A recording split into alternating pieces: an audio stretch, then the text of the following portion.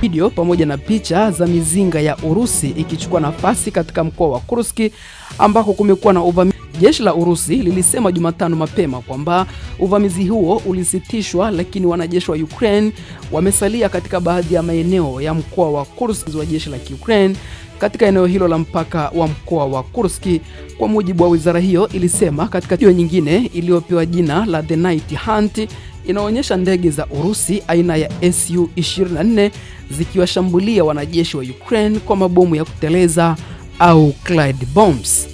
Ukraine imepoteza hadi wanajeshi 1120 pamoja na magari 140 ya kivita tangu kuanza kwa uvamizi huo, wizara ya ulinzi ya Urusi ilisema leo mapema Jumamosi.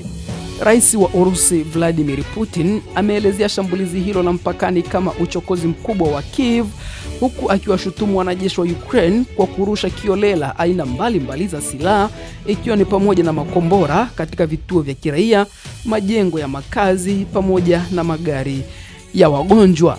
Tutazidi kukupasha zaidi kila ambacho kinaendelea katika mzozo huu unaoendelea kati ya Urusi pamoja na Ukraine. Usisahau kusubscribe kama bado hujasubscribe kwenye YouTube channel hii ya Habari 24 channel.